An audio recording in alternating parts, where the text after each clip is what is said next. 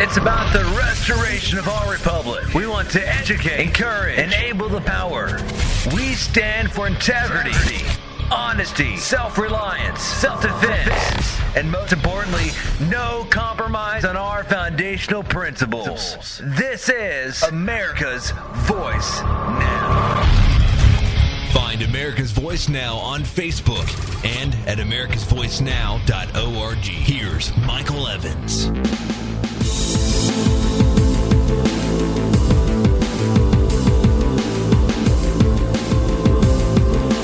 Good morning, America. You're listening to America's Voice Now.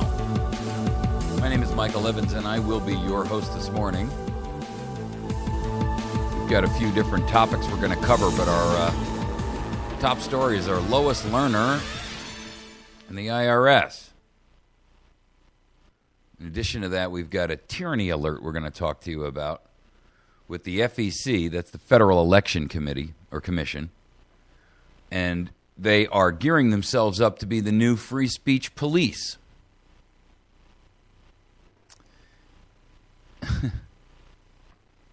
The tail end of our program is going to kind of address some of these things. Because one of the problems that we seem to consistently have across the state of our nation is government agencies and government organizations out of control. No one seems to follow the Constitution. And everything is a secret, so we're never actually told, and everything is under investigation and secret, and you can't hear about it, and it's national security. I mean, my goodness, ladies and gentlemen, if everything that they classify as national security was in fact national security, we'd be under a state of war, under a state of invasion. It's insane. So, segments 3 and 4 should be very interesting. I've talked about these before, but I'm going to talk extensively about it this morning. And that is, we need a national ombudsman program. And so I'm going to outline for you exactly what that is. This is a citizen ombudsman program that is not answerable to Congress, that's not answerable to the administrative agency head or their executive staff. This person is not an IG, and the reason I say that is because the DHS's watchdog IG has just been charged with that he altered and delayed reports at the administration's request. And therefore, our fourth segment, Quis Custodiet, Ipsos Custodes. What exactly does that mean? Well, that's Latin. And what it means is, who is watching the watchers? Well, I posit that the National Ombudsman Program will accomplish that task. And here's my suggestion. We don't ask. We demand. And we inject our people into every administrative agency. We're not requesting that this be accomplished. We're telling them we're the bosses, and we... let me clarify it for you this way. If you were an investor in a corporation, let's say you were the venture capitalist who decided that you're going to back and fund a corporation who has come out with this great new product, and you think that it's going to be a humdinger, and you are willing to invest X dollars into this business. You feel they've got a good business plan, they've got a good management team, they've got a great product, and all they need is the money to accomplish their goals. Put it into production. And after a couple of years of diligent watching, it becomes apparent to you that the people who are managing the business are all driving around in great new cars, and there seems to be an awful lot of backstabbing in the company, and the company is not really very well orchestrated. They haven't yet actually produced the product. There's mismanagement and malfeasance. You can see money disappearing that's unaccountable. Everyone points the finger at everyone else. You, as the primary investor would have in your agreement your right to step in and either replace management at your discretion or become an active, involved investor. And you wouldn't go to them and say, listen, I put up the $5 million for this thing. Is it okay with you guys if I sit in here on our executive meetings and I try to analyze what's gone wrong? Because at this point, you guys are talking about virtually being on the edge of bankruptcy, and I've got $5 million in this deal. You would go into a board meeting and you would say, I'm not asking you, I'm telling you, I'm going to put my people into the executive boardroom. I'm going to put my people into every executive decision that's made. I'm going to put my own marketing guy in here. I'm going to put my own production guy in here. I'm going to put my own logistics and distribution guy in here. I'm going to put my own guy in here in charge of sales. That's what I'm going to do. And they're going to report back directly to me. And I'm not asking. That is the position we need to take. Let's get into our first topic so we don't get too dragged out on this. Here's my concern with the Lois Lerner news. You probably heard this. The House, including 6 Democrats, I might add, congratulations to them for doing the right thing, have voted to hold IRS Lois Lerner, a former IRS Lois Lerner, in contempt of Congress.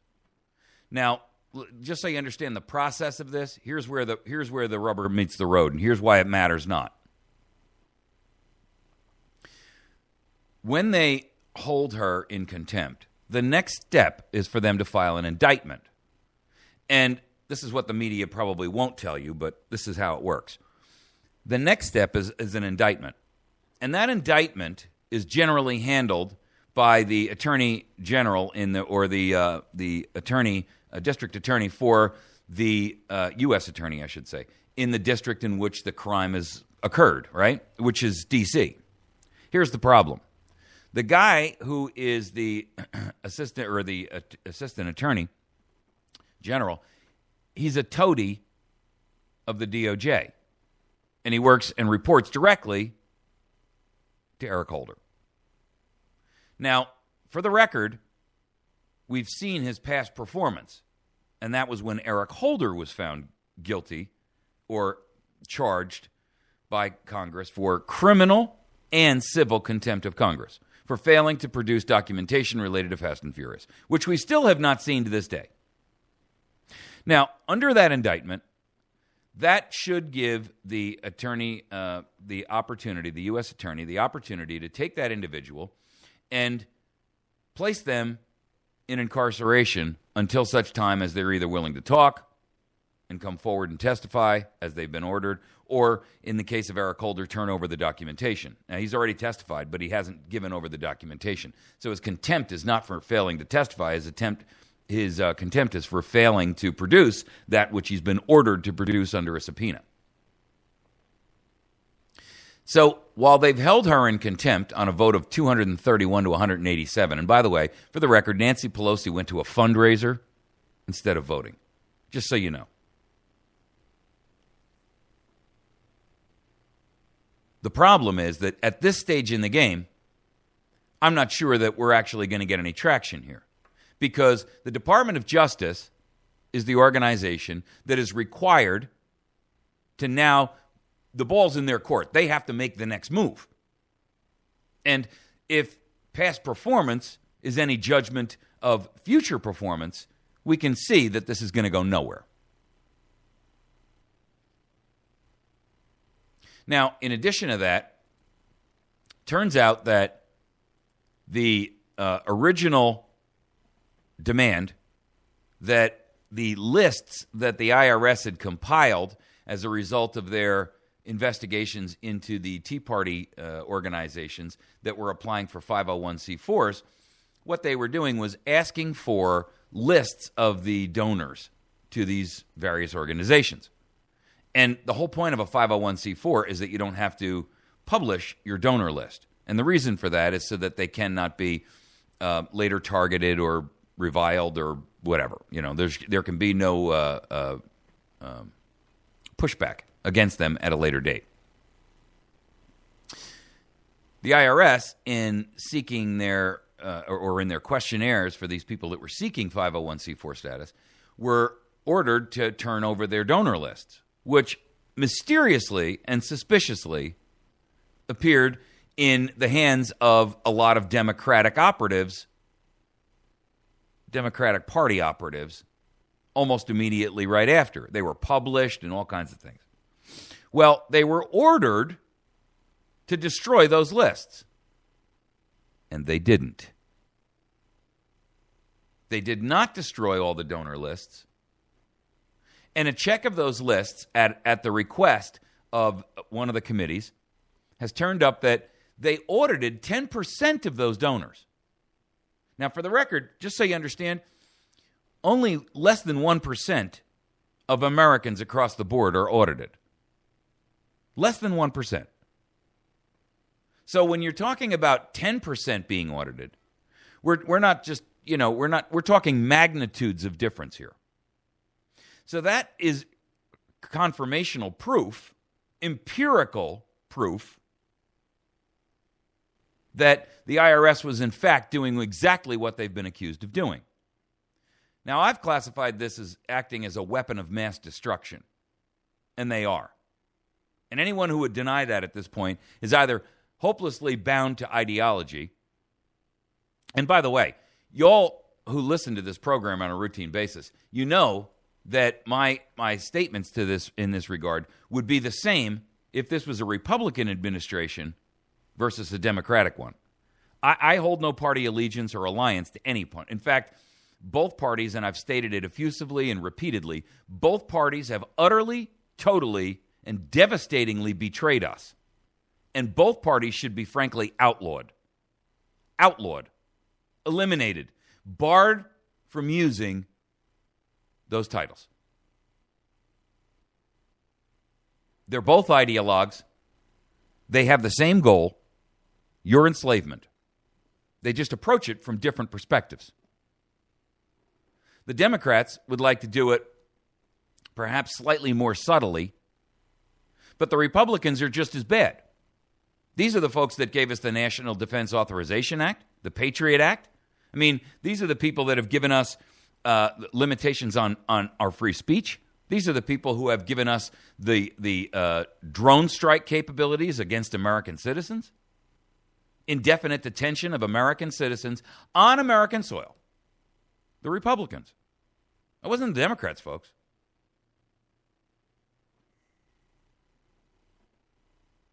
See, the truth is that neither party represents us. And both of them should be outlawed. Party, period, should be outlawed. You run on the merits of who you are. You run on a platform that you stand for. End of argument. End of discussion.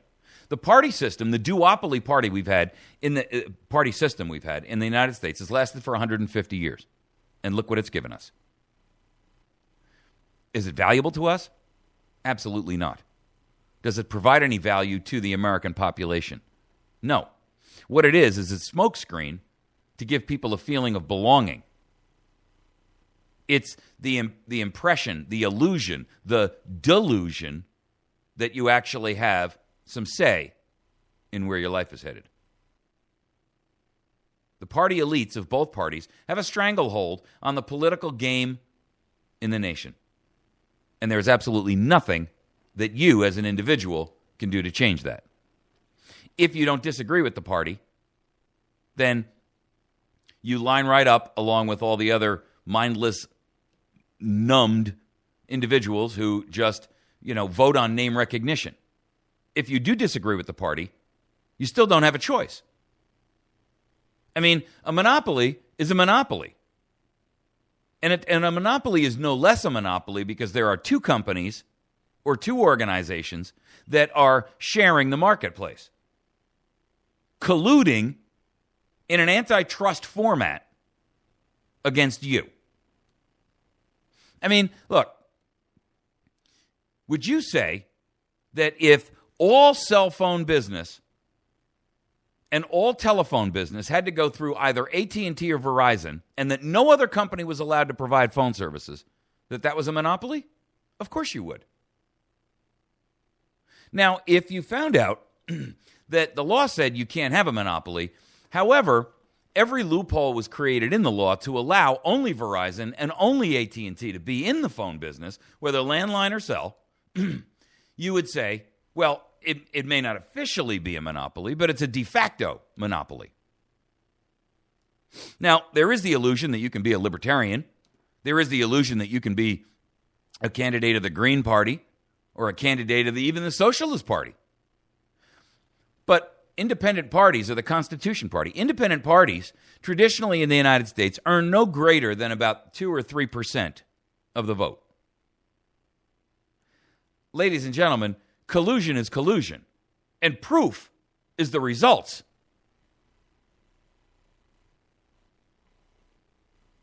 Nearly 1 in 10 donors were subject to an audit by the IRS.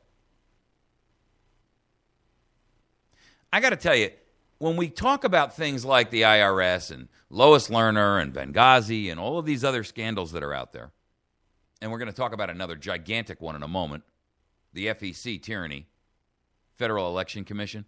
Yeah. What you have to realize is that these parties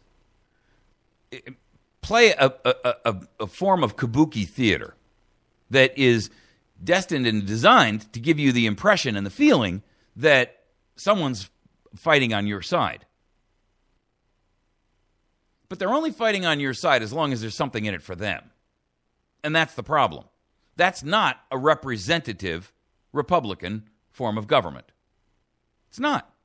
It's not a representative democracy either. It's an oligarchy. And that's not me saying that. That's Princeton University. And that's Northwestern University. They're the ones who said that. Don't believe me? Well, they came out with a report that they just released. Princeton and Northwestern have made a stated declaration that the United States government now more closely represents an oligarchy than a republic or a democracy. Researchers examined 2,000 policy changes in the United States between 1981 and 2002. And they compared the changes to the preferences of average Americans, wealthy citizens, and the special interests in the lobbying groups. You know what they found? They found that the evidence is very, very abundantly clear. That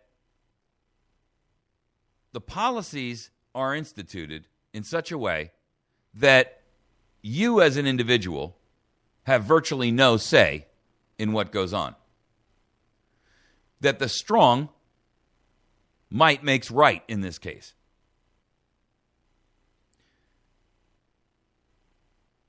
Policy is dominated by business organizations and the corporatocracy who buy the politicians to pass the laws and then utilize the police power of government to enforce their deployment against you. That's it. Furthermore, they also found that you as an individual have virtually zero input. That's pretty stunning coming from Princeton and Northwestern, which, would ordinarily be viewed upon or looked upon as bastions of liberal thought.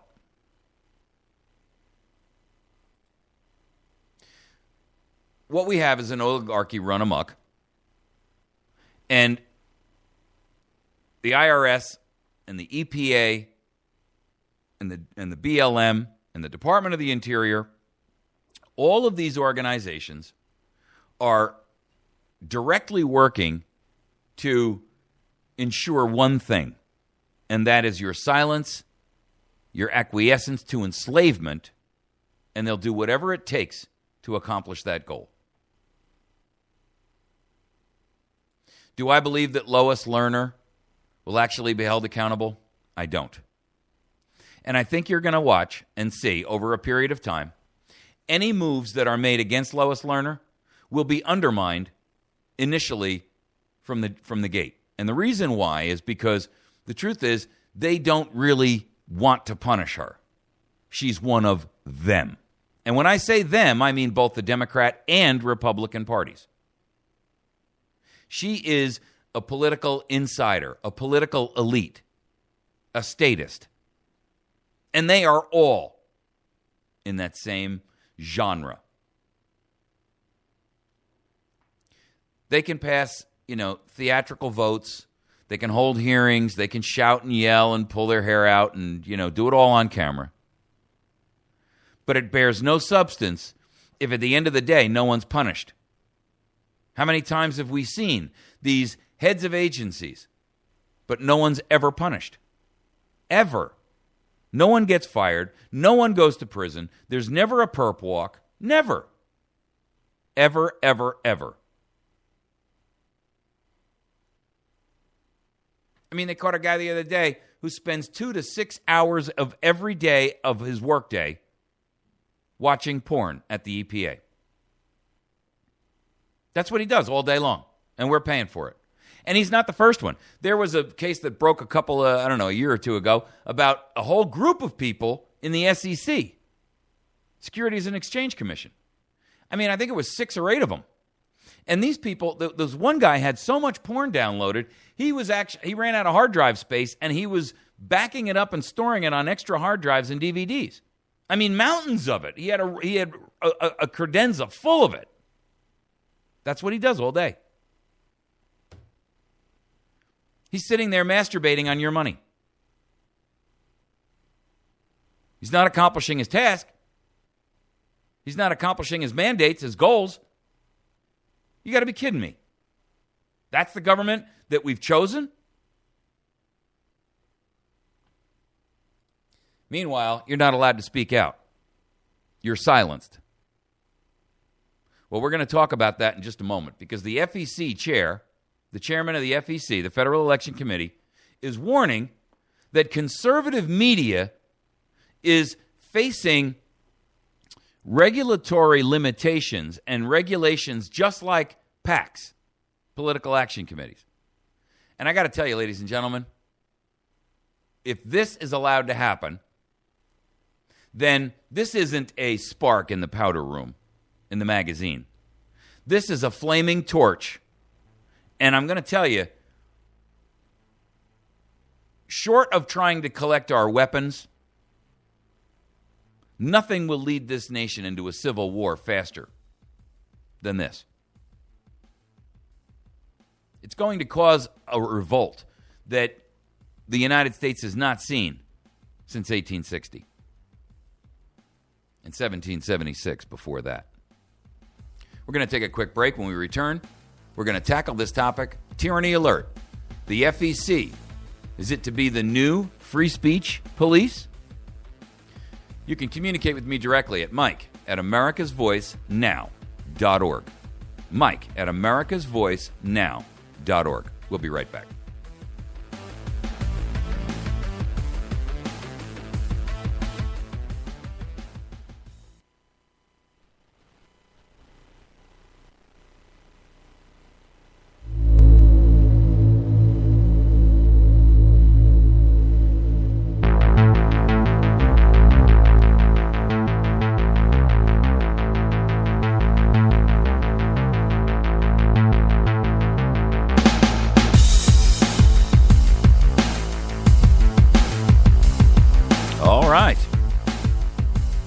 That was painless, and it was quick.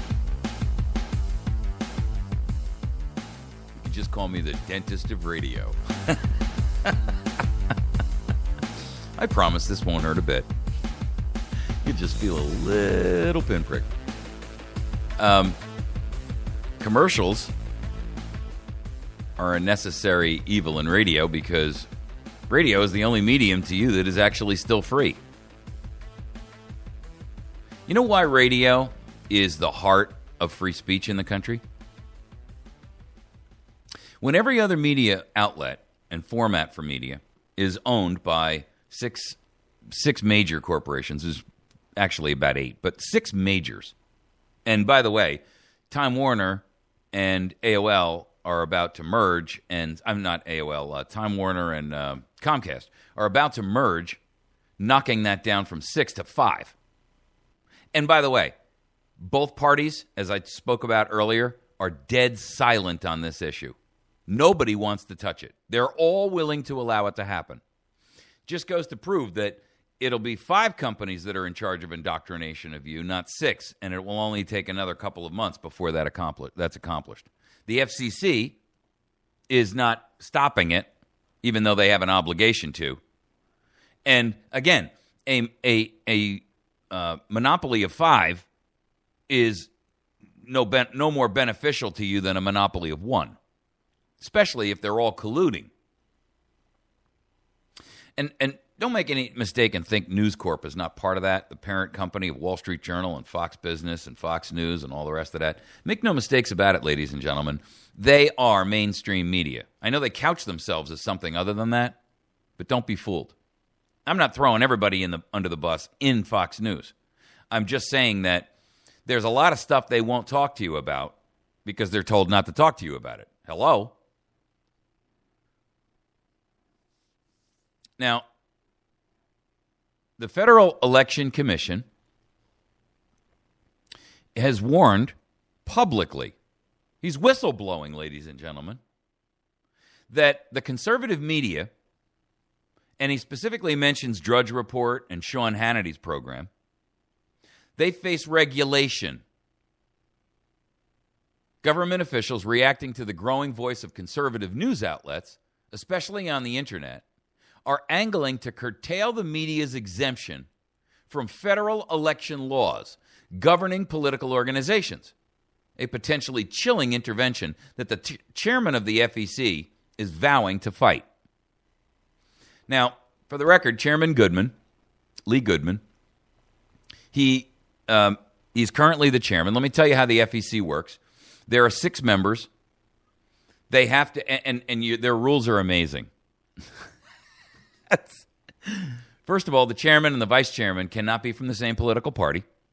You want me to show you how they have made sure that the 2-party system is alive and well and kept alive? Here's how the FEC works. The chairman and the vice chairman have to be from opposite parties. All the other members have to be from opposite parties, and you can't have more than half of the FEC from one party or the other. In other words, you can't have 4 Republicans and 2 Democrats or vice versa. How about saying you can't have more than 3 of the FEC commissioners from any party? How's that? But we don't want that. How about saying that you can only have members of the commission who are not aligned or a participant in any party? How about saying that when you have 6 members and a chairman, that out of those 6 people that are members of or commission members, that not more than 1 of them can be from each party? Well, that would require 6 parties. Hello? You want fairness? That's fairness. Everything else is propaganda. Now, in this case, Lee Goodman is speaking out, and I applaud his statement, but recognize something. He's elected, every year they elect a new chairman. His role as chairman ends in 2015. Now, he won't leave, but he will no longer be chairman. And here's what he has to say. And by the way, kudos to you, Mr. Goodman. I'm applauding what you're doing. I think that there are impulses in the government every day to into the editorial decisions of conservative publishers, says Warren's Federal Election Commissioner Chairman Lee E. Goodman in an interview. The right has begun to break the left's media monopoly, particularly through new media outlets like the internet. And I sense that some on the left are starting to rethink the breadth of the media exemption and internet communications. Ladies and gentlemen, that statement, specifically that second paragraph, is world-shaking to you, and it is confirmation that we are making a difference. I want you to hear it again. The right has begun to break the left's media monopoly, particularly through new, alternative media outlets like the internet, a.k.a. this program. And I sense that some on the left are starting to rethink the breadth of the media exemption and internet communications. The only problem I have with that entire statement is that media doesn't have an exemption. It's called the First Amendment. And you don't have to be in the media to have it. There is no exemption for free speech.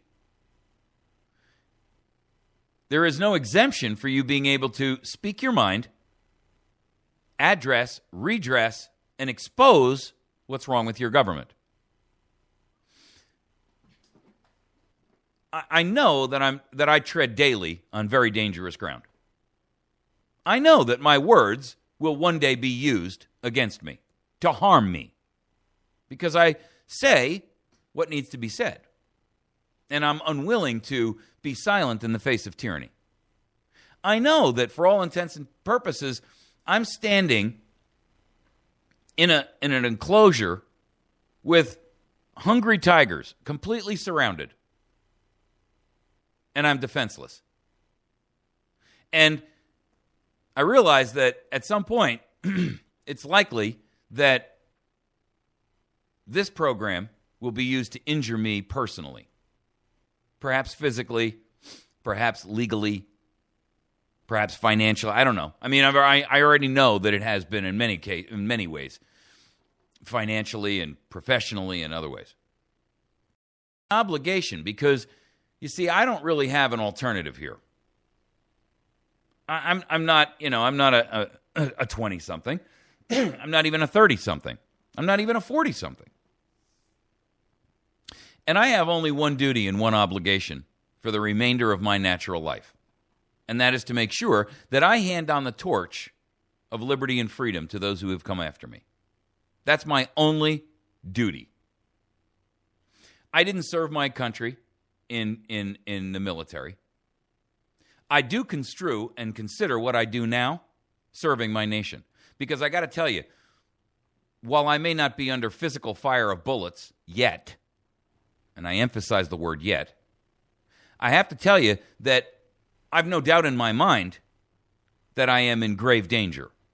And I don't mean that in a some kind of a haphazard or cavalier way. I mean, I realize that I'm in danger. Danger from, a host of different things. Could be that I would be accused of terroristic threats. It could be an IRS audit. It could be any one of 100 things. I've already paid significant price. But I consider it my duty, and I consider it my obligation to speak out.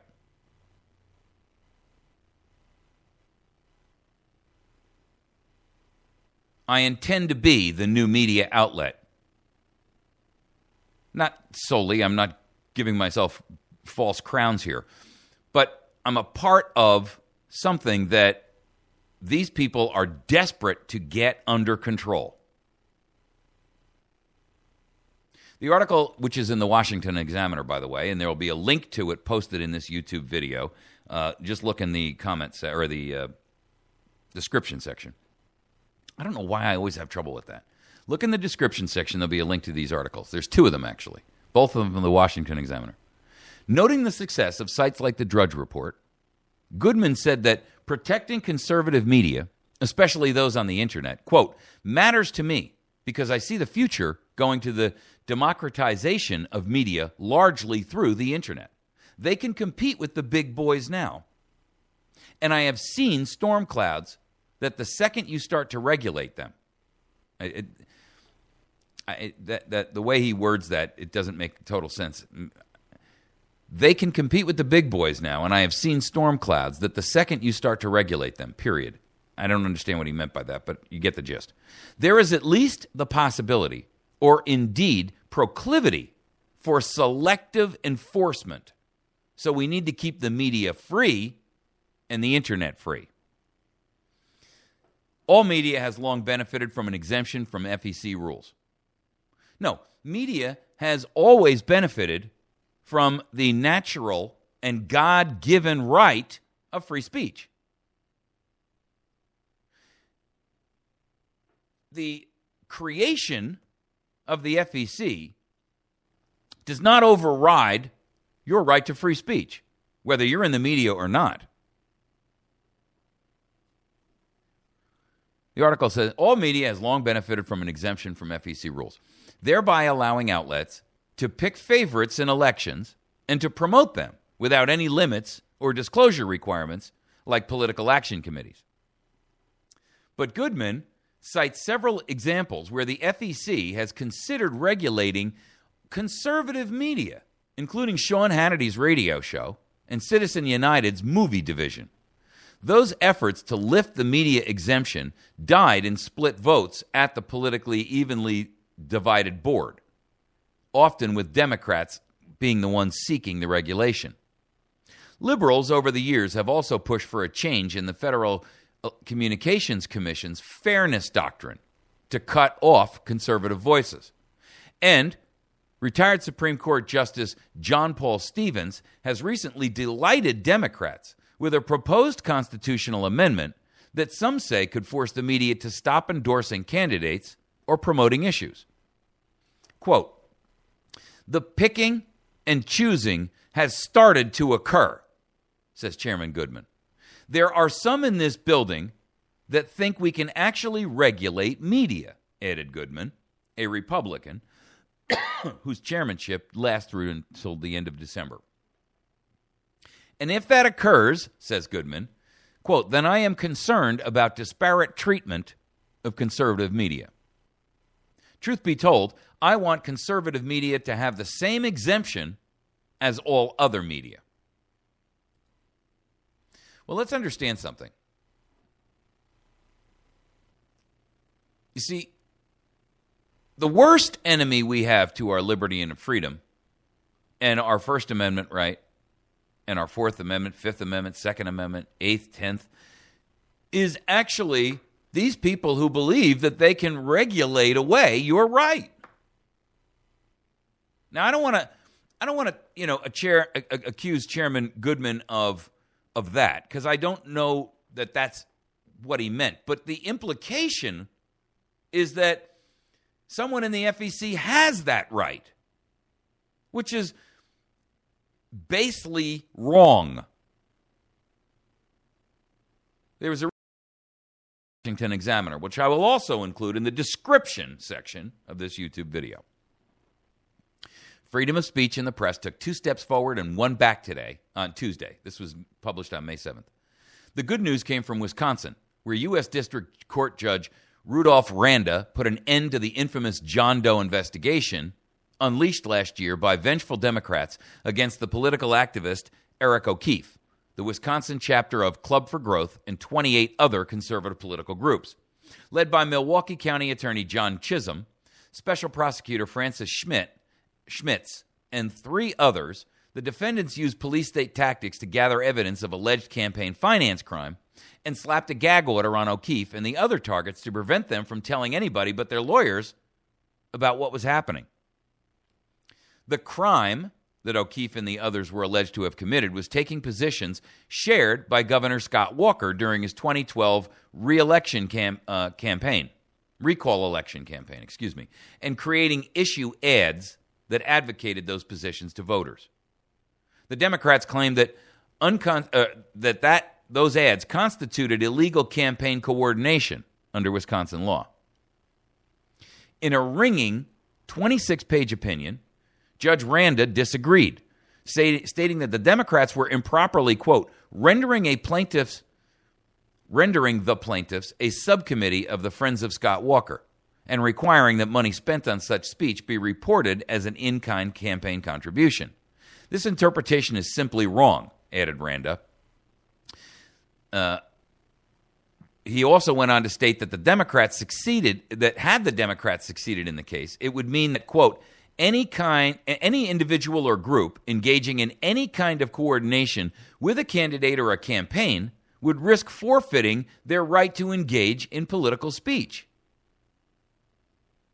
Now, what they're basically saying here is that if you engaged in political speech that was allied with a candidate that you agreed with, and you advanced a parallel or similar position, even if that candidate wasn't the inventor of the idea, that you are a campaign contributor by default. I mean, how insane is that?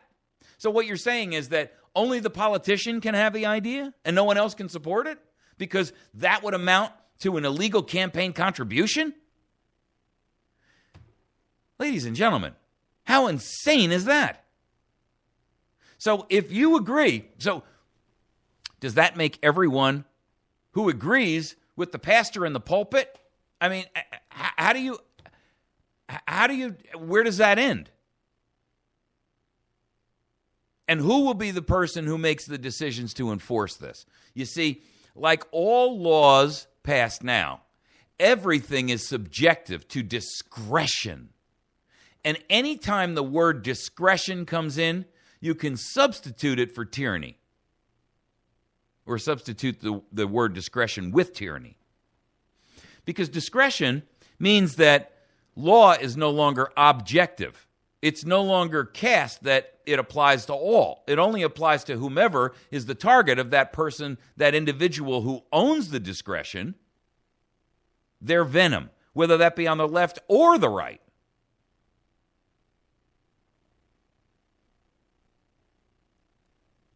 The article goes on to say that, unfortunately, the steps taken in the nation's capital on the same day were in the opposite direction. Washington Examiner's Paul Bedard reported, and that was the other article we just discussed, that the Federal Election Commission chairman, Lee Goodman's warning that there are impulses in the government every day to second-guess and look into editorial decisions of conservative publishers. There have already been several proposals before the FEC to regulate conservative media outlets. The proposals were defeated, but only because the FEC is evenly split between Republicans and Democrats, and the Democrats voted for the proposals. Goodman diplomatically observed that he has, quote, seen storm clouds, that the second you start to regulate them, there is at least the possibility or indeed the proclivity for selective enforcement. So we need to keep the media free and the internet free. Using government power to gag political opponents would be the inevitable end result of an FEC move to regulate conservative media. Such regulation would likely be justified by proponents as being in the public interest. That's why the regulation would quickly spread from the FEC to other federal agencies as politicians and bureaucrats across the government suddenly discovered that criticism of their programs and policies, quote, harm the public interest. You see, that's the equivalent of the old Sedition Act that was the cause of Jefferson and Madison to come out and say, hey, we believe in nullification. You can pass that in Washington, D.C., but it only applies in that 10 square miles. You can't pull that nonsense off over here. We're not going to follow the law, and we're not going to enforce it. Remember sedition? The Sedition Act? You remember what that one was? If you criticize the president, you could be thrown in prison. Ladies and gentlemen, the communists of the world, the totalitarians of the world, the fascists of the world, they've taken that to heart and they've employed it in every country that is under domination. Hello? By the way, that was John Adams who did that. He later recanted it, but that's beside the point. I mean, it was treasonous. The article closes with, the temptation to abuse such power would be irresistible to members of both political parties. You ain't kidding. But the present reality is that Democrats look like the party most likely to succumb. Sooner or later, Democrat leaders must decide if they are friends or enemies of the First Amendment. Last Wednesday, a 3-judge panel of the U.S. Circuit Court of Appeals for the 7th District issued a stay of Judge Randa's order, pending further deliberation of the case. So here's the long and the short of it, folks. And by the way, this isn't limited only to the FEC. They're just applying the pressure on every facet of the diamond simultaneously. You remember Chuck Schumer's idea and Feinstein's idea to license journalists? Hello, what do you think that is? It's the same thing. The demonization of free speech is, for all intents and purposes, you see, that's why the Constitution and the Bill of Rights and the first 10 amendments to the Constitution that formed the Bill of Rights, that's why they were written in the order they were written. And they were written in that way, in that order, for a very clear and specific reason. Before you could turn to the gun in the Second Amendment to preserve and save your nation, you had to have the ability to speak out so that you could handle it and resolve it peacefully. That was your ability to engage in free speech. That was your ability to redress your grievances with your government. That was your ability to assemble so that you would be able to rally others to your cause and say, we as a collective group own the government, and the government should not be doing things that are against our best interest. So what do we collectively as a group do to resolve the problem? How else do you collectively get together and say, we need to take this person out of the election cycle?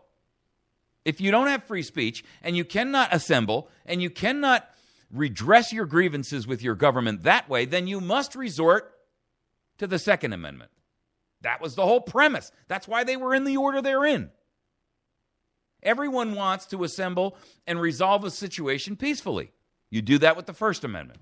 When the First Amendment fails, you turn to the Second Amendment. Everything else comes after that. Did you notice? That's why it was written in the order it was written in. Don't think they were just randomly chunked in there. They weren't.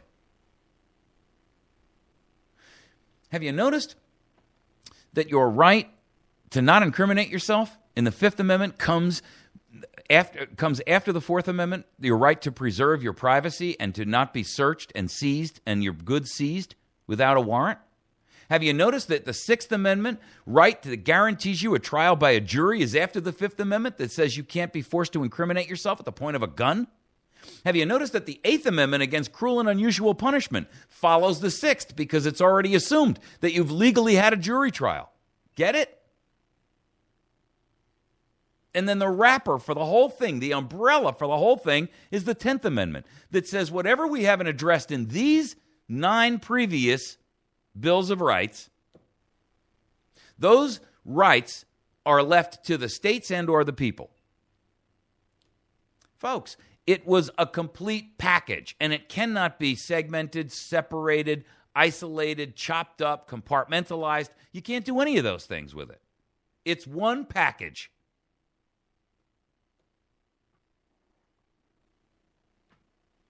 We're going to wrap. Our next segment is going to address the fact that we need a national ombudsman program to address these problems. People who are not, 1, hired and paid for by government money, and 2, don't have anyone in government that they answer to. They have to answer directly to we the people, and I'm going to outline a plan for you in just a moment. Do not miss this segment.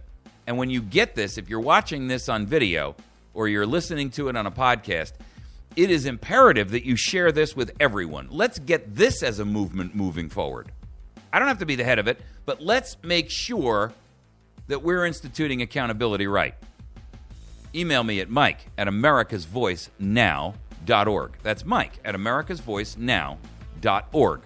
Visit our website at americasvoicenow.org and find out more. We'll be right back. You're listening to America's Voice Now.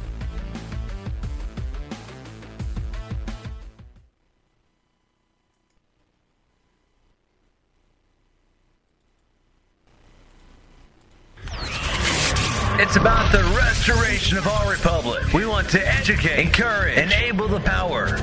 We stand for integrity, honesty, self-reliance, self-defense, and most importantly, no compromise on our foundational principles. This is America's Voice Now.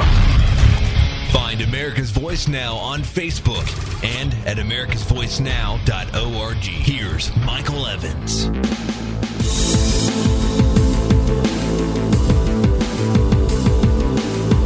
Good morning, America. You're listening to America's Voice Now. My name is Michael Evans. I'll be your host this morning. If you're just joining us, and I'm so glad to have you on board with us this morning. We're halfway through our program, and we're going to, for the next two segments, which are very, very important ones, I'm going to ask you to ride with us this morning, and I want you to wear a critical thinking cap. I'm not saying I've got all the answers here, but this is a very, very important issue, and I would like to see, and listen, I'm no brilliant genius or anything along those lines, but I've been talking about this program for a national ombudsman for quite some time. And I'd like to enlist your help to bring it about. And I'd also like you to make sure that you share this video and this project with others. In fact, because these two segments are connected, I'm not going to actually break the video in between. So there's only going to be 3 episodes today, not 4. I know that's a break, but it's the way it is. Here's what this is going to discuss. First of all, we have a problem in the country. And that is that, and you can look at any one of these scandals and recognize what the problem is. We have government agencies that are completely and totally outside of the boundaries of what anyone would consider to be appropriate behavior, appropriate spending. They are being used by the administration as weapons against the citizenry of the nation on both sides of the political aisle. This is not a partisan discussion. This is not a partisan issue. I don't believe either party represents us, so let's get that up front. If you're a Democrat, I don't believe that the Democrats represent us. If you're a Republican, I'm telling you right now, they don't. Okay? So I want you to understand something before we get started. And if you're just brand new to this program, recognize something. I am not a partisan. I am a patriot, and there's a big difference. I want what's right for America, and the only way we're ever going to get that is to have accountability in our government. It's not an ideological issue. So recognize right up front that both Democrat and Republican parties have long betrayed us. This duopoly system that's been in play for 150 years, it's a monopoly. And it's no less a monopoly because there's 2 parties. The truth of the matter is we have not been able to break the hold on Republican and Democrat for the last 150 years. And it's done nothing but destroy our nation. What we have are agencies, and I give you an example of the Department of Homeland Security. I'm going to give you an example of the Internal Revenue Service. I'm going to give you the example of the Department of the Interior. I'm going to give you examples of agencies that have way overreached their boundaries constitutionally and practically. And the point of all of this is that I want you to understand that the role of what an IG is. That's an inspector general. And every agency has an inspector general. The problem is that they are utterly failing at their duty. I posit the example here of the IG for the Department of Homeland Security. Now, he's supposed to be the watchdog on behalf of the people. His job is to monitor what the Department of Homeland Security does. Or monitor the IRS, or monitor the Department of Education. Every agency has one. And I don't care what agency it is. The EPA has one, the Department of Energy, the Department of Education, the Department of whatever. All agencies have them. And by the way, this program applies to state agencies as well as national. And it may well be easier for us to induce this program and inject it into the system at our state levels over our national levels. Only because we can apply greater pressure and make it stick longer. But the idea of a national ombudsman or a civilian ombudsman program is simply this. The civilian ombudsman program is paid for and the individuals who are the ombudsman are paid for by donations to a tax-exempt entity. Okay? And the reason for that is this. If you are physically employed by the federal government, you cannot be an honest broker. There's a major conflict of interest right off the bat. No one can deny that, irrespective of your political ideology. And I don't care whether you're a Republican or a Democrat.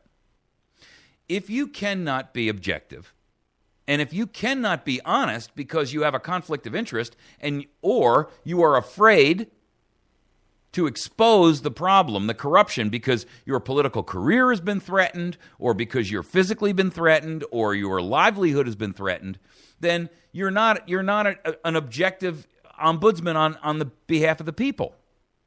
You see, the problem is that all of these agencies and all of their IGs have failed the test of who do I represent, as have all politicians, by the way.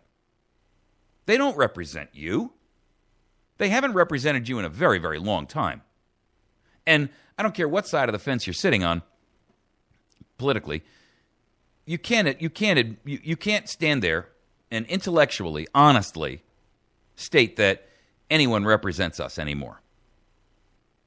I'm just talking about us as the people outside of the political bubble, the people who are subjected to the rules but don't have any voice in making them. And so here's the way this program works. The National Ombudsman Program, or State Ombudsman Program, or the Civilian Ombudsman Program. Here's how it works. You have an ombudsman. These people are retired, and they are typically retired from areas of expertise, department or agency they're going to be assigned to. So, for an example, if this is going to be an ombudsman that's going to be appointed to the EPA, one, we don't want them having retired from the EPA, because that's immediately a conflict of interest as well. They're going to know everybody in the EPA, and that leads to cronyism and favoritism and nepotism and blah, blah, blah, blah, blah, isms, okay? So, but the person who is the retired executive or the retired individual should have a working knowledge from their past career experience of what the EPA does. Now, they can be in different segments of the EPA because the EPA is a massive organization, as is the IRS, as an example. So the people, let's say, for an example, who would be the ombudsman for the IRS, they would have to be people with a very, very strong accounting background or a financial background or a background in investigation, okay? And so the idea is that you have to be, one, independent of government. You can't be a retiree from that agency. And secondarily, you can't be paid by the government, because then you owe your allegiance to them. The third aspect of this, and the third angle of it that ensures that there is a level of objectivity, is that you don't report to Congress and you don't report back to any government agency. You report, as an ombudsman, directly to the American public. And you do so on a website that provides, and anyone can go in and pick an agency that they want to have look at the oversight for the FCC, as an example, or the FEC, or pick them. There's hundreds of them. So these ombudsmen write their reports about their investigations, and they submit their reports not to government. Government finds out when you find out. How's that?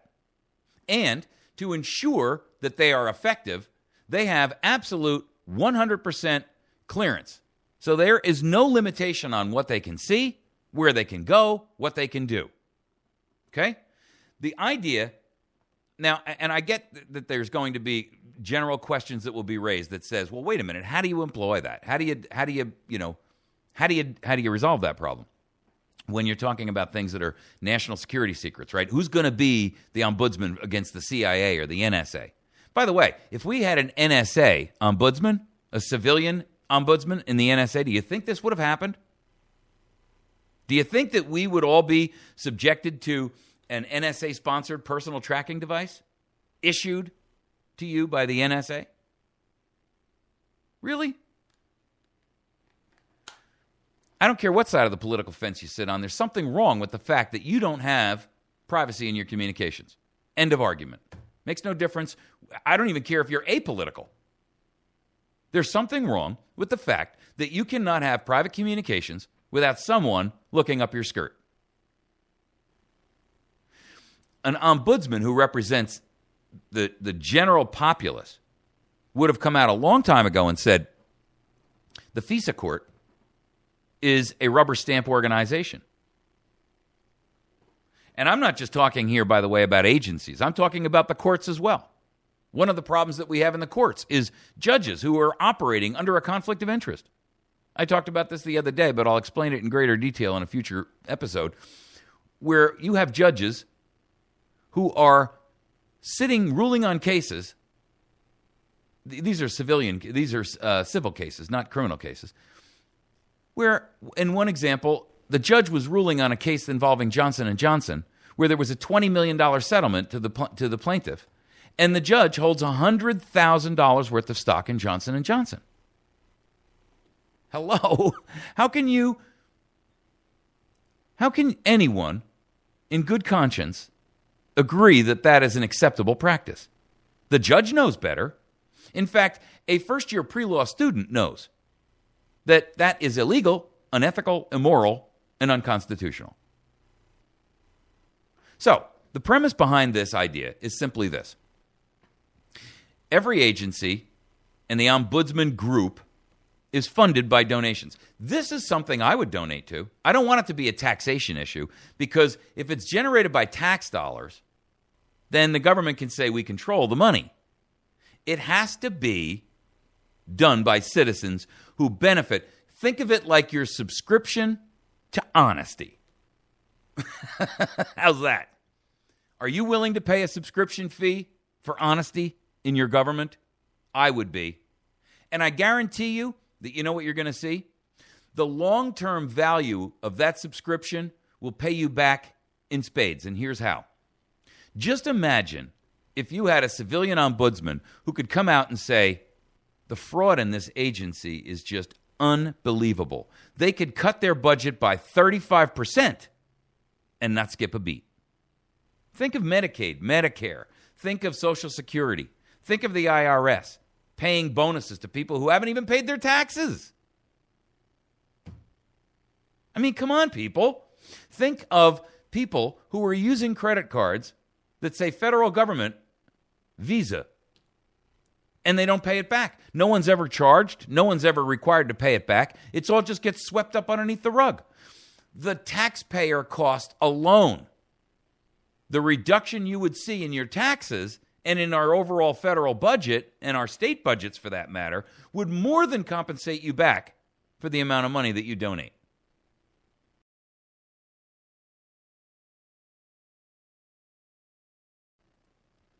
There's a phrase out there I love to use, and it's going to be the title of the next segment, which we're going to stream straight through. We're not going to take a break.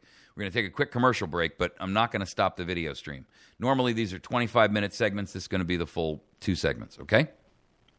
And that statement is, Quis Custodiet, Ipsos Custodes. That is a phrase in Latin that was made famous because it asks the question, who is watching the watchers? The problem that we have, and I'm not going to label every IG, Inspector General, I'm not going to label every IG as corrupt or every IG as compromised.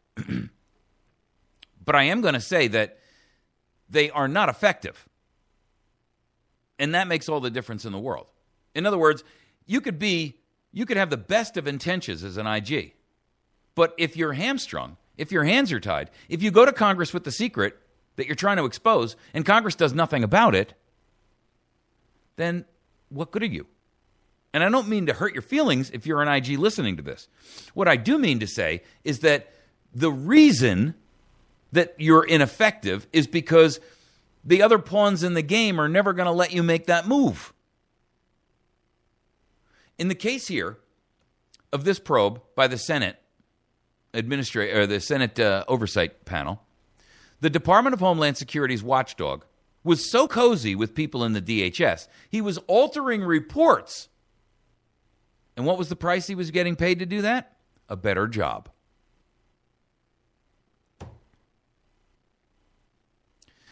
The top watchdog for the Department of Homeland Security altered and delayed investigations at the request of senior administration officials, compromising his independent role as an inspector general. Charles Edwards, who served as an acting DHS inspector general from 2011 to 2013, routinely shared drinks and dinner with department leaders and gave them inside information about the timing and the findings of outside investigations, according to a report from an oversight panel. A year-long bipartisan investigation by the panel found that Edwards improperly relied on the advice of top political advisors to then Homeland Security Secretary Janet Napolitano and acquiesced to their suggestions about the wording and the timing of 3 separate reports he did. If he's the cop who's supposed to be looking out for us, what good is he if he's going there to the mob and he's taking the mob's word for whether or not they've committed a crime? If he's allowing the mob to buy him dinner, if he's allowing the mob to buy him drinks, if he's allowing the mob to promise him, if you make the report go this way, that's not a conflict of interest, folks. That's bribery. That's a crime. You think something will happen to this man? I'll bet you $1 to donuts it doesn't. Nothing will happen. He may be relieved of his role, but he should be walking in handcuffs, attempting to hide his face from cameras. Where is the intrepid journalists, the alleged investigative journalists that should be looking into this, that should have found this and done this without the Senate? You see, an ombudsman program will break the back of the monopoly on information. Now, I get it. You're going to have some challenges because the government is going to try to button down. They're going to try to hunker down and say, everything is national security. You can't talk about that. I disagree, and I believe that there's a way around that. The problem is going to be we need a core constituency group of individuals, a critical mass, if you will, a nucleus to set off the detonation of public outrage enough to force the principle and the concept of civilian ombudsman. I'm going to give you this example quickly, and I gave it in the first segment we did this morning, so bear with me if you watched our first portion. If you were the venture capitalist in a large corporation and you said, this company has come to me, they've got a great product, they appear to have a good management team, they've got a track record, they've created a brand new product that they believe, and I now believe as well after having seen their business plan, that's going to take off and make a lot of money. And they need $5 million to build a brand new factory and put it into production and get this thing out there and distribute it. And so I agree as an investor that I will put in $5 million. After a couple of years, I realized that what I was given was a bag of tricks and that these people are incompetent, that they are inept, that they are corrupt, that they're all driving around in brand new Porsches and I don't have any money left. They're claiming that we're about to go bankrupt, that the product has never actually come out of a prototype, that it's never actually been produced. The salespeople can't sell any product that they don't have. The distribution people don't have a product to distribute. Everything has been mismanaged. Everything has been mishandled. And there's dishonesty rampant throughout the organization. I step in as the investor and I say, ladies and gentlemen, I'm taking the leadership role. I'm sitting on the chairman as the chairman of the board. I'm taking over. It's a hostile takeover. I'm not asking your permission. And here's what we're going to do. Number one, Bob. Secondly, we're going to take the head of production and we're going to pull him out and we're going to put in my gal Cindy. Then we're going to go and we're going to find out the people who are in charge of R&D who have been squandering money and spending it like drunken sailors on nonsense that has nothing to do with this brand new product. And we're going to pull them out. And here comes Charlie. He's my guy. He's going to take over R&D and we're going to get this show on the road. Next, we're going to take the head of sales and he's out. And we're going to replace it with my person. Then we're going to take the head of distribution, and he's out, and my person replaces distribution. We're going to replace everybody from the top to the bottom all the way to the mailroom. It's my $5 million. We're going to get to the bottom of this. That's what happens when an investor says, this thing isn't being managed right. Want proof? Go look at any venture capital firm and see what their terms are. Their terms are generally, they would never let it get to that point. But the fact of the matter is we have, so now we have to take extraordinary action. And what we're saying to the corporation, what we're saying to the business that we've invested in is we're not asking your permission. We're telling you we're going to do this. And all of these people, from the guy in the production line, from the guy in the logistics and distribution channel, to the guy in the manufacturing channel, to the person in R&D, to the person who's now the CEO, they're all going to report directly back to me, the investor. They're not going to go and report to somebody else in the company, and I'm going to get these reports that are redacted and modified. I'm going to get these reports firsthand because these are people I trust, and I know they're not going to lie to me. I know they're going to be loyal, not to them, not to the existing CEO and the existing executive management, but to me. And you see, that's our role here, folks. We're gonna have to do this the right way. And that requires that we don't ask, we demand. We demand that these civilian ombudsman positions be instituted. And I don't want to hear any arguments about national security. We'll deal with that later. There are some things that the public can't know about, not because we shouldn't know, but because if we know, then our enemies know as well. But right now, I got to be honest with you. We have a greater enemy that's sitting in your state capital and in your federal capital than we do from foreign interlopers. That's the reality of the issue. That's the situation we find ourselves in. We're going to take a quick break. When we come back, we're going to talk about the main topic here. Quis Custodiet, Ipsos Custodes. Who is watching the watchers? And how do we get around that problem? I believe that a civilian ombudsman program, and I'm inviting you to help create this, to help write the framework, to help develop the concept so that we can take it on a state and or national basis. I believe we may have far more success initially on a state basis. We can apply far greater pressure there. But I got to tell you, if you're a partisan, if you believe that this has got to be controlled and run by Democrats or it's got to be controlled and run by Republicans, then do us all a favor and don't play. We don't really want that kind of participation. We want participation from people who are earnestly interested in doing the right thing by our nation. You can email me directly with your ideas and your feedback to mike@americasvoicenow.org. That's Mike at americasvoicenow.org. You can also visit our website, americasvoicenow.org. We're going to take a quick break for a commercial. We're not going to stop the video, so just stick with us here for a moment.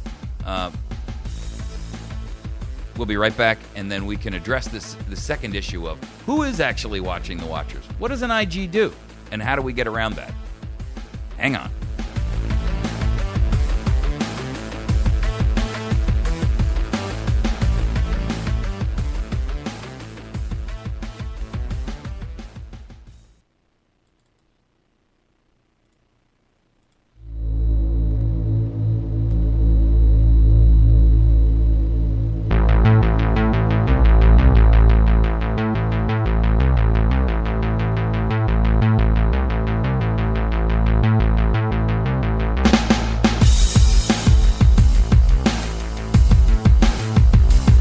Okay, as promised, we're back.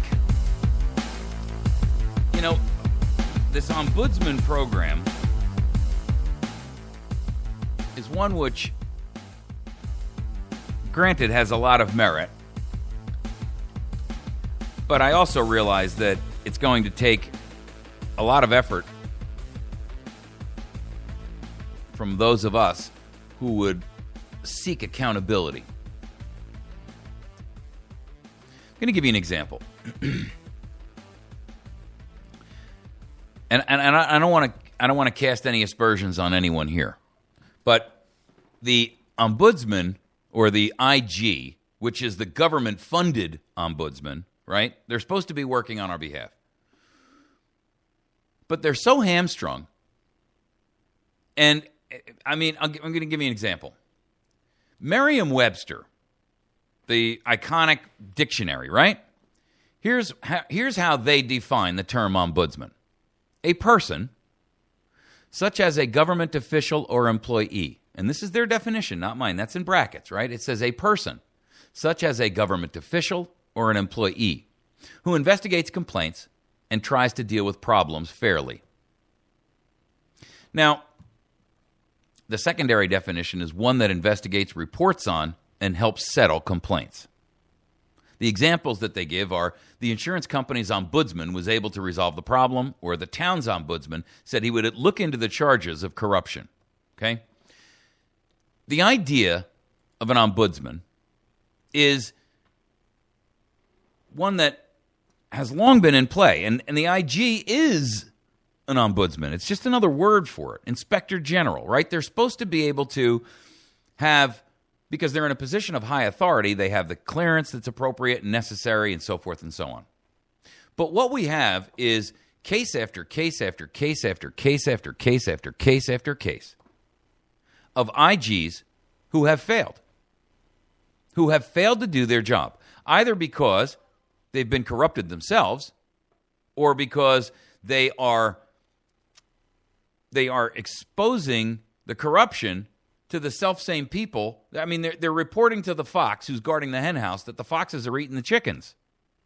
I mean, it's not surprising that we don't have a result from that. How did we reach this point? You know, the original phrase that is associated with this in Latin is Quis Custodiet, Ipsos Custodes. Who is watching the watchers? And the point of who's watching the watchers is that, frankly, no one is. There's no one who is the IG to the IGs. In other words, where do we find who is going to take after or go after the guy in the Department of Homeland Security who was found to have been, accepting dinners and a promise of a better job if he just keeps his mouth shut? A Senate panel investigation committee. Well, here's the problem with that. One, we have to wait for the Senate panel to matter and to pay attention to the issue. But even more importantly, here's the real problem with that. I don't trust the Senate either, and neither should you.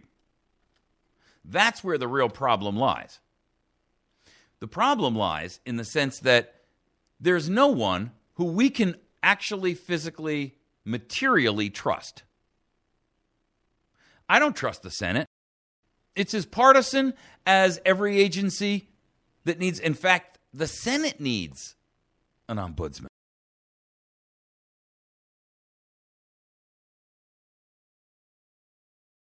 Needs an ombudsman.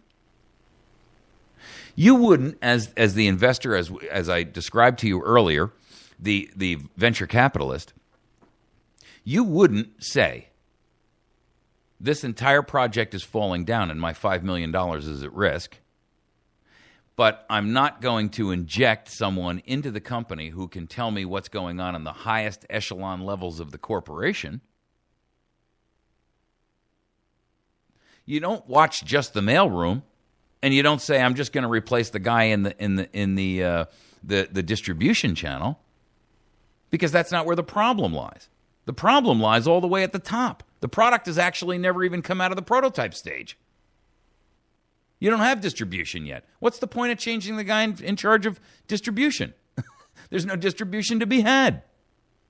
So what you do is you go to the executive and you say, one of two things is going to happen here. One, I'm going to put someone on the board who's going to sit here at every board meeting and is going to report back directly to me. And when you guys are making a decision that says so-and-so gets a bonus, but he hasn't shown up in 3 months for work, we're going to question that. And I'm going to insert someone who's going to shadow, if I don't out-and-out replace the president of the company, the CEO, then I'm going to have someone shadow him who reports back to me on every action he takes. If he sits there and he does an interview, I'm going to have someone here who's watching what that interview is. If he's entering into a negotiation on behalf of the company, I'm going to have one of my people sitting right next to him. His new guy or gal Friday is my guy.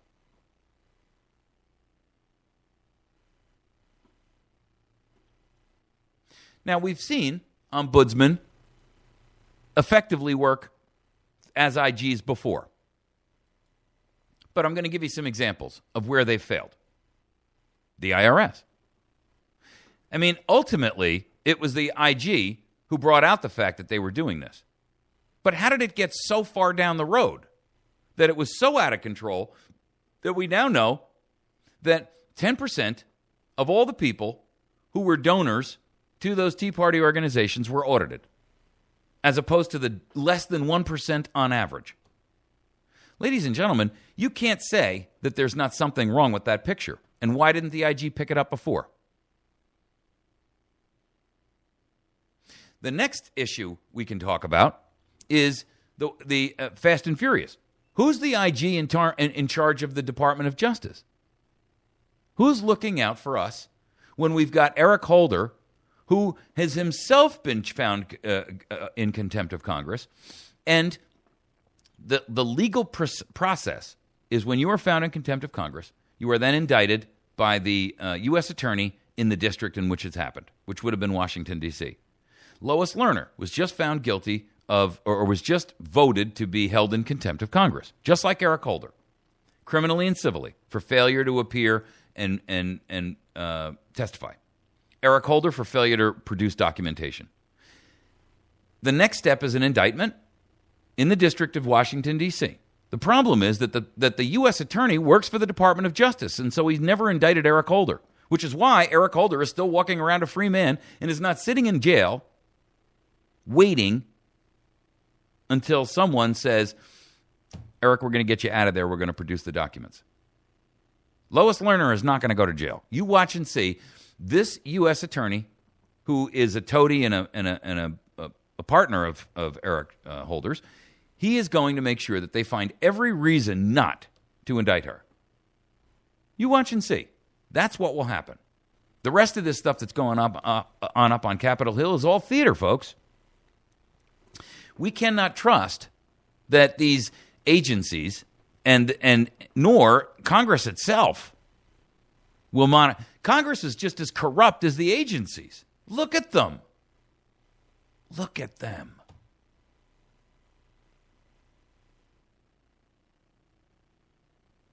It took a year for them to find Edwards, who was the acting inspector general for DHS, for them to realize and come to the conclusion that this guy was, beyond comprehensible corruption. He's agreed to change his reports. You can't be a watchdog and be in bed with the wolf because you're supposed to be guarding the sheep.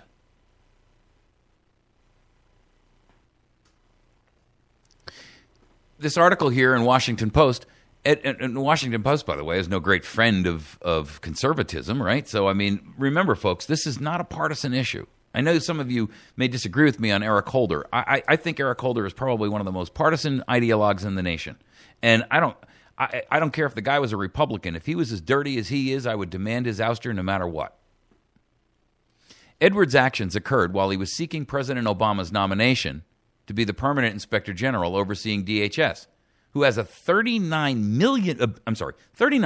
billion budget and 225,000 employees.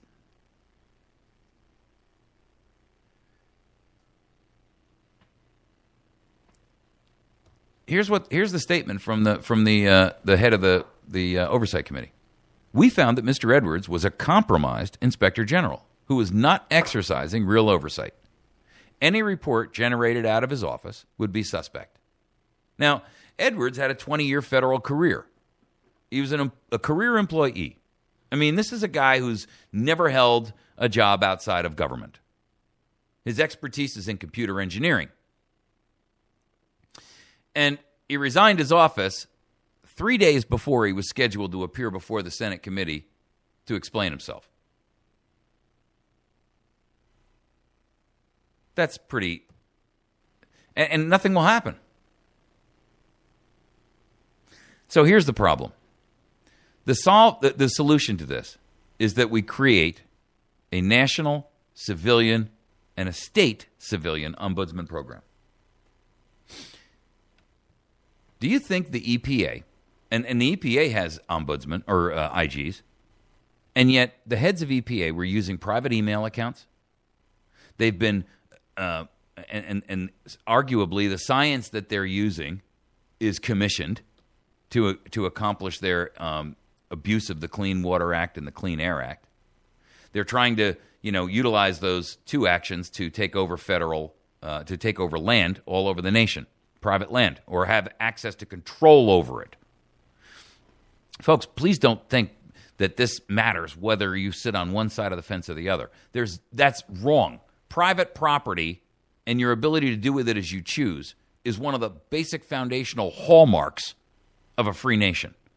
And it doesn't matter whether you're a Republican or a Democrat. Black, white, Christian, Jewish, Muslim, doesn't make any difference.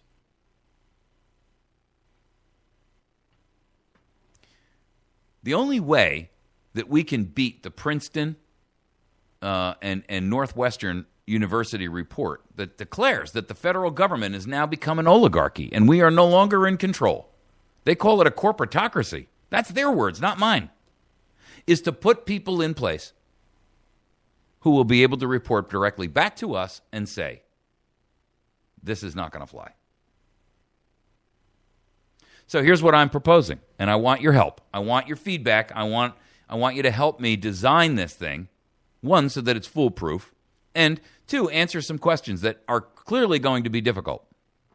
How do we get around the issues of real national security? Now, I'm not talking about this faux national security that they apply to whether or not Lois Lerner was investigating, wrongly investigating individuals. That's not national security.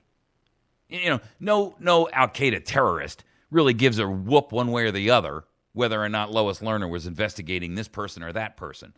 So the claim that it's national security is a canard. It's a false flag. It's a false flag of surrender.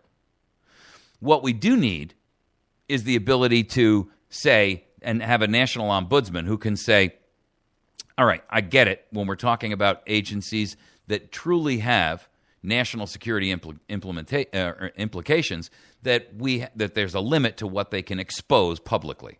I get that. Not because you are untrustworthy with that information, but because in order for you to have it, other people have to have access to it that we truly don't want. And so I'm not one of these people that says you can't ever have a national secret. But I am one of these people who says everything can't be a national secret, and that seems to be the course of the choice we've taken. I mean, everything is now a national secret. Everything. Everything is under national security. Everything is redacted. These reports we got back on Benghazi that, first of all, just for the record, just so you understand the implications of this. The issue on Benghazi, those emails that were released to the House Investigatory Committee, one of them, were redacted. In other words, everything was blacked out. You couldn't see who the email came from, who it went to. You couldn't read the subject line. You couldn't read almost anything in the body of the email about other than the word "the" and "is." I mean, it was a joke. It was like a completely blackened document. Judicial Watch, a non-governmental organization that's volunteer and a citizen-based ombudsman program, but a law firm, filed the Freedom of Information Act. It was denied. They sued. The judge found on their behalf, and they got the information. They got the same memo, but none of it was redacted. So here's the problem: you can't even get Department of State to tell Congress, who's charged legally with overseeing them, what's really happening in their organization. That's where an ombudsman would make all the difference. The ombudsman could come out and say, and here's how you get around the national security challenge. I don't have to tell you, as the ombudsman, I don't have to tell you that a specific person or a name or what have you is involved in this issue. I only have to say to you that the IRS is investigating Tea Party people unethically, immorally, and illegally. And it's outside the boundary of their purview, and they've received their orders from those on high. Or the conservative organization is doing this or that or the next thing. The Department of Homeland Security, and I'm not suggesting that there shouldn't be an IG either. I'm suggesting that our ombudsman watches their IG to make sure that that IG is actually not doing what the IG was doing in Department of Homeland Security, Edwards. In other words, we've got a watcher watching the watcher. That ombudsman can put out a report that says the report that was submitted, let's use Mr. Edwards as the example. The report that Mr. Edwards submitted was falsified, modified, and in addition to that, he has been compromised. Think of the outrage and the uproar publicly from both sides of the aisle when that kind of news hit the air. Would we have to wait years before someone else exposed it? No. Would far more damage be eliminated or avoided by knowing earlier on that someone recognized that what this guy Edwards was doing was completely and totally wrong and unethical? Absolutely. Would we, as a nation, would you as a person benefit? Yes, we would benefit as a nation, one, because someone's holding the agency and their IG accountable, and secondarily, these guys have a $39 billion budget. That's only the budget we know about, by the way. We know that their Black Ops budget was recently exposed to be another $50 billion. So the Department of Homeland Security is responsible for somewhere north of $50 billion a year. Are you trying to tell me that that wouldn't make an impact in your tax bill? I believe it would. And aren't we all better off when government does what it's supposed to do, which is protect all of us?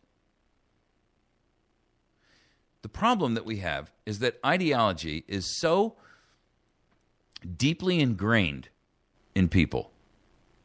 And I'm begging you, if you were watching this and you're from the other, the other side of the political aisle, from whomever it is that you hate, that you will set aside that and use critical thinking skills. Utilize objectivity, reason, logic, and justice. That's real justice. Not this faux social justice we keep hearing about. Not this equality outcome. No one can guarantee an equality outcome. We all come to the table with different skills and different capabilities.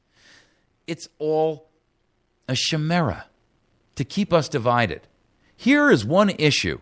We, as individuals, irrespective of our beliefs and our affiliation with whatever parties or ideology or religious beliefs that we have, that we can all collectively get together. We can all agree that someone to watch over the watchers is a good idea. It's not my idea. I'm just trying to put it into practical application. This is an idea that's been around since the days of Plato. It can't be a bad one if it's lasted this long, folks. And it's incumbent on us to put aside our differences about all those other issues and say, all of us will benefit if we all work together to accomplish this goal. And that goal is instituting a civilian ombudsman program on state and national levels. And it can apply in as small as your city council. I mean, it doesn't have to be at the level of the Department of Homeland Security. In fact, I suggest that we'll have far more success if we try to institute it in smaller organizations. Maybe there's an ombudsman in county government. Maybe the ombudsman needs to be at your state house and in your your Department of Natural Resources and your motor vehicle departments and your departments of taxation in your own given individual states. That's where it needs to start. Let the thing snowball. Let people see its result and then say, wow. First of all, it also eliminates the challenge of everything being a national secret because, county government is not a secret, and it shouldn't be. Neither should state business. Someone has to look out for us. And clearly the IG is a conflict of interest from Jump Street. You cannot be an honest broker when you are paid by the person you're supposed to be watching. No one can believe in the objectivity of that person. I'm not going to say this is going to be easy. I know it's going to be fraught with difficulty. I know it's going to be fraught with challenges and questions that have to be resolved before it can be instituted. But I'd like you to get on board. I'd like you to help me with this. I'd like you to help us. This is something that accountability is so important to our republic and to our ability to function. You see, in the marketplace, under true capitalism, the marketplace becomes a bit of an ombudsman. But in this case, because government holds police power, it's a different circumstance. Monopolies can only exist because of government power. You've never seen a monopoly, by the way, ladies and gentlemen. You've never seen a monopoly that existed outside of government authority. Monopolies are brought into existence and given birth and then given authority to operate by government. They are the creation of government. A monopoly cannot exist without it because somebody's always willing to step up and sell you that widget for less. Produce that widget for less. Figure out a way to make it or sell it or distribute it for less. Always. No one can own a market. The problem is, with government, they own it all. And it's a secret, closed society to us.